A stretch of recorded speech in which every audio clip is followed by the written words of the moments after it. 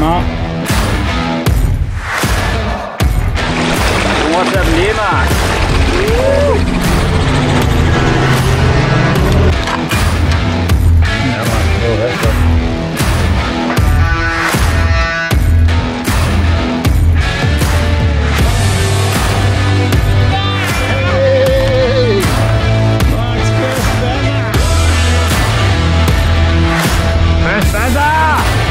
Look at the size of the monster!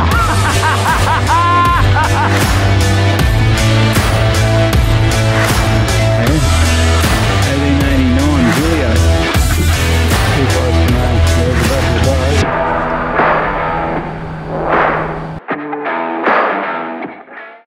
Welcome back, guys, to episode 3. And wow, what a contrast this morning is compared to last night. The wind must have picked up to 20, nearly 30 knots last night, and it turned this pristine bay into the worst washing machine I've seen in a long time. We got tossed around like rag dolls. We ended up having to pull anchor and try and find somewhere out of the wind. But yeah, wow, what a night. But anyway, have a look at what we've woken up to, and let's go fishing. I think we're on here. First bazza! Look at the size of the monster! Is it a barra though? No. Oh my god, what is that thing? So you can tell by the enthusiasm in my voice in this next clip that the fishing really didn't go to plan. But we had a go, and I don't know what black cat we tripped over on the way up there, but we just could not catch anything decent. So we fished the running tide to no avail and decided we'd go and fuel up again and start heading out towards Kingfisher Island, Montgomery Reef and Raft Point. Alright, so just topped off with fuel again. We've got our drums back on because this is probably our biggest run for the whole trip. Out to Montgomery, Raft Point, Walcott Inlet and all the way back around. It's probably about 300 odd Ks I'd say we're going to chip up at this time. Horizontal falls was wicked. Couldn't catch a barra for love nor money. We've seen them, got that excited that I forgot the GoPro, and we didn't see another one from the minute I got the GoPro. So that's fishing, I suppose. Tide got to the top. Oh yeah, and the croc, yeah, one little croc. Sucker was stalking us. So, but yeah. Anyway, we're gonna hit it. We're gonna head for Kingfisher Island tonight. It's about 2/3 the way to the Montgomery Reef, and we'll probably see at Montgomery Reef in the morning. We just pulled up out of Kingfisher, having a quick drop in the blue hole. Got a visitor. It's a bit bigger, that one. Yeah, good 2.5 metres. Not shy, that's for sure. Not shy at all. Still want to sleep on the beach, Mark? Yeah, that's starting to get too close.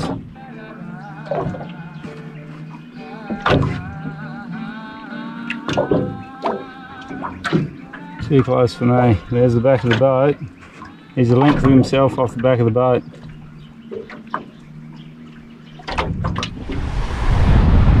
So as you can see here, it's blowing hard.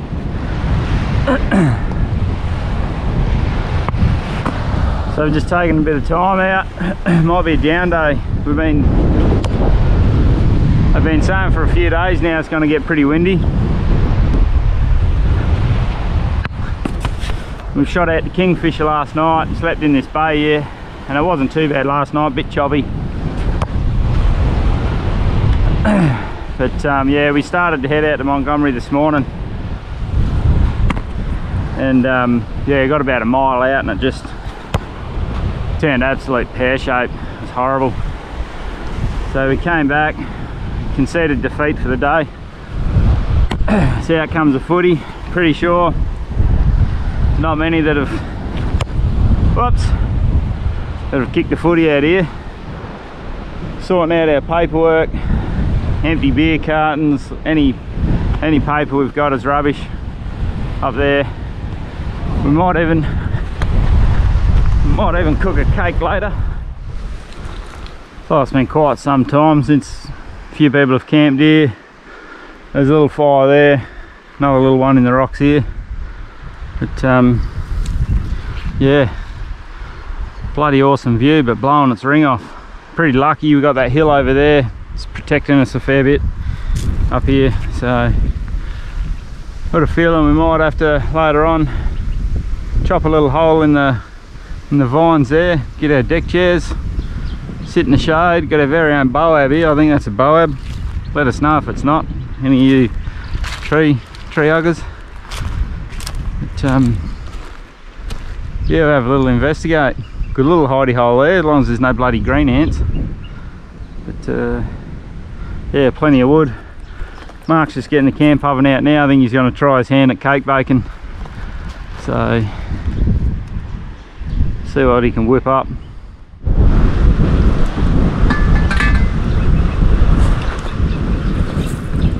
So while Betty Crocker was busy in the kitchen, I thought I'd take the time, throw the drone up and have a look around at these cool little islands.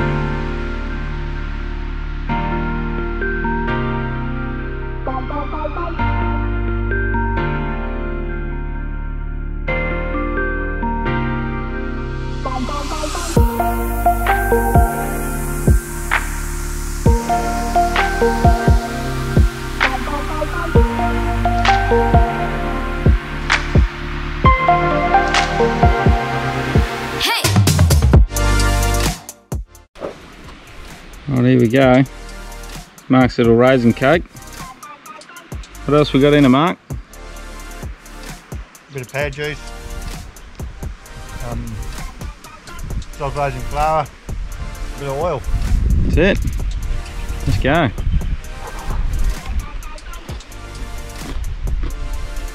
Oh, that's living, Barry. Give the new camp oven a run, so that's the first thing it's cooked actually. Maybe not bad. Don't even need butter. Might be doing this a bit more often. So with the wind finally dying down to a dull roar, we thought we'd seize our chance and try and make the crossing. It was about 20 odd nautical miles to get across to Raft Point, but because we'd had delay time at Kingfisher, Montgomery Reef was going to be underwater on our way through. So we finally made the crossing over to Raft Point, and we were given a hot tip on a little fishing spot by a couple we met earlier, Ryan and Emma, and boy did it pay off. Unfortunately, my camera work was absolutely horrendous and this was all that we got. Look at that from finger mark! Woo! Booyah! It's like we're having fish for dinner and lunch and dinner tomorrow night. You bloody beauty.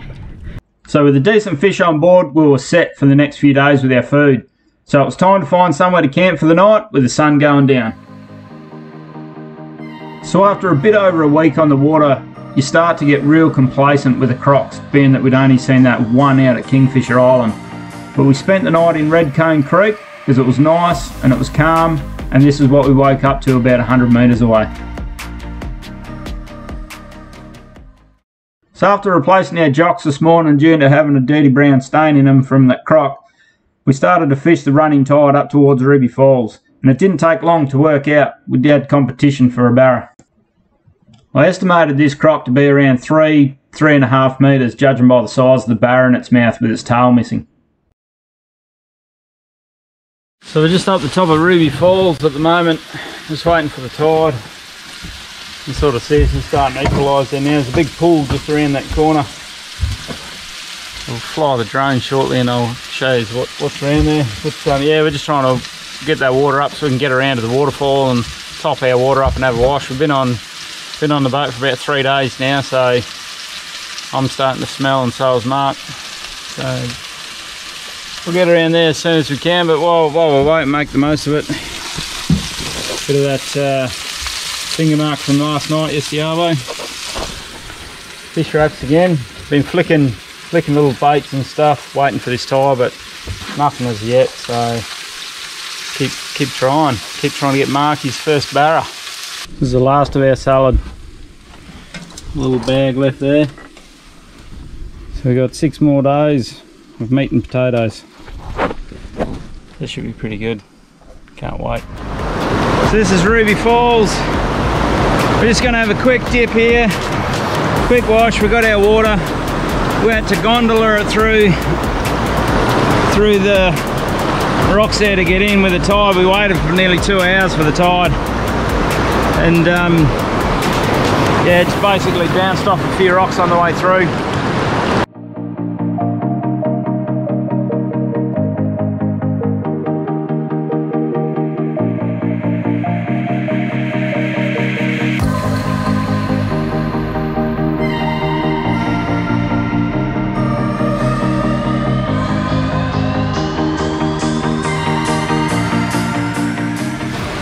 A bit of local knowledge is key. Caught up with barra fisherman Froggy and his crew, and they actually cooked us dinner last night. It was a little cook did, and what a top job. Probably the best potato salad I've ever had. Sorry mum, but yeah, best potato salad I've ever had. It was yeah, it was second to none. So yeah, he's given us a couple of tips for up the sail there. Obviously a lot of bewares, watch out. We've snapped the stick off, so we've got a little gondola stick. There's a lot of rocks and boulders we've got to go through apparently. So we're on neck tides at the moment, so not a whole lot of movement. But yeah, so we'll finish off our quick dip and a wash here. We've got our water, and yeah, we're going to hit it up the sail. Hopefully we can get out of this creek all right. Try and flick a couple of lures and get a barra on the way out on the good running tide. Still chasing that elusive barra, the first one for Mark. So if you're chasing fresh water, Ruby Falls water wasn't the best that we found. We found it to be a little bit on the brackish side and a little bit murky. So if you are chasing good water, this wasn't the place for you. But in our case, beggars can't be choosers, so it was good enough to get us by. So with a careful bit of navigation, a bit of touch parking, we moved our way out of Ruby Falls and up the creek.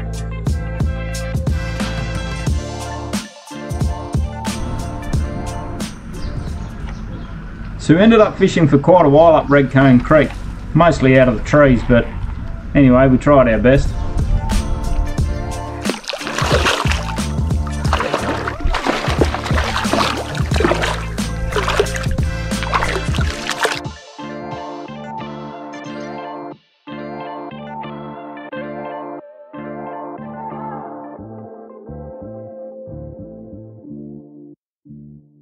Nice blue nose, seems to be my thing, the blue nose.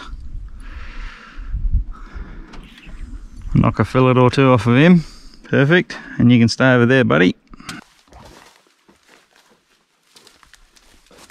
So unfortunately, we're going to give the Sail River a miss. We just don't think we have the fuel capacity to rattle off another 100 nautical miles or so to go right up the sail and back again. So we decided to head back out to Raft Point across the bay and try and find some petroglyphs.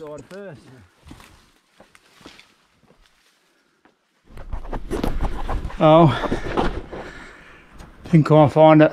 We're a bloody long way up now, over the top of most of the trees. But yeah, unfortunately, we only got a mud map, and the mud seems to be a bit murky. So, not to be this time. We'll let the little spirits be, I think. Here, one of them stickers for me boat. Don't follow me bushwalking, I'm lost too. Oh, at least we're going downhill, that's the main thing. Oh, been a wild old trek through here. So about halfway down now, I can hear a bit of water trickling. I just found this real, just get rid of some of that shit off the top.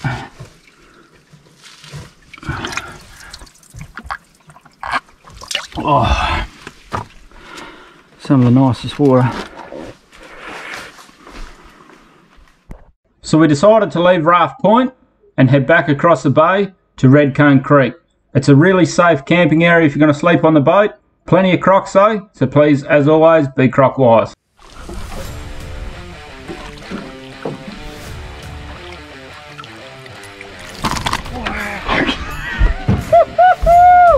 You did it! First buzzer!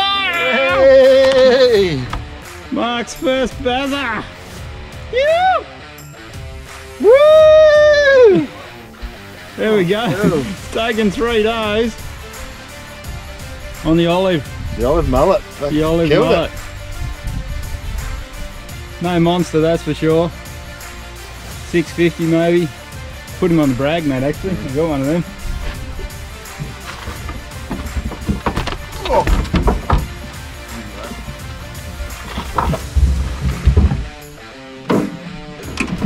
Yeah, let's make it official.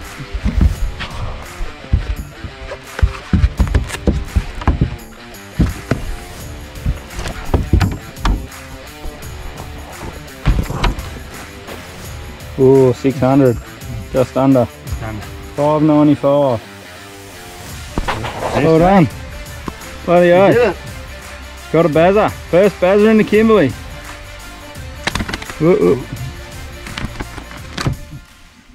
Watch the spike under. So I think the excitement of catching a barra caught up with Mark, because have a look what he done next in the waters we're in. Arms. There he goes.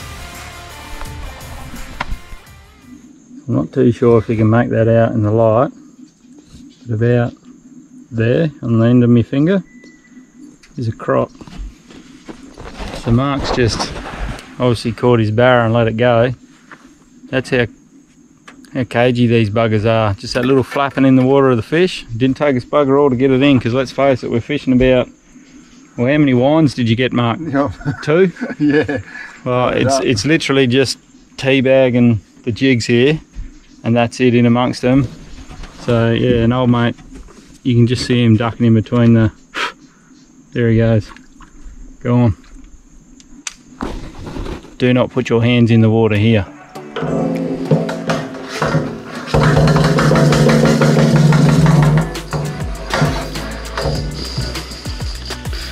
Right, so we're just transferring the last of our fuel. What have we been on the water for now? 4 days?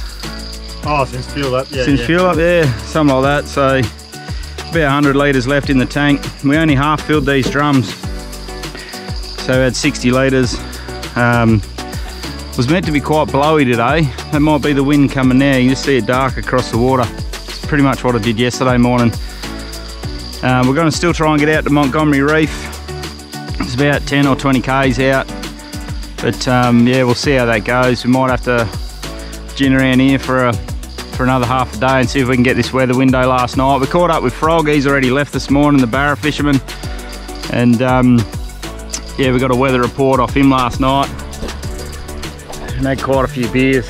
We missed dinner, didn't get off his boat till about 11 o'clock. So yeah, so bacon, eggs for breakfast, put a liner back on the stomach, and yeah, we're good to go for another day. So we'll finish transferring this fuel, finish my coffee.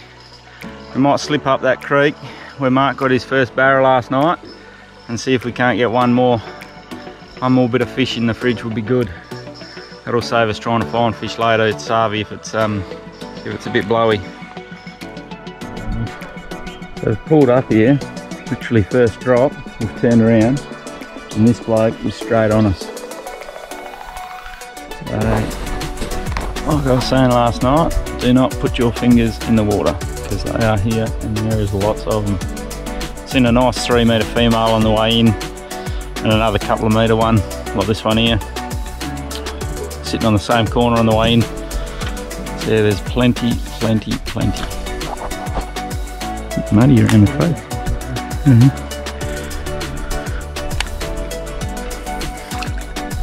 Go on. Under below he went.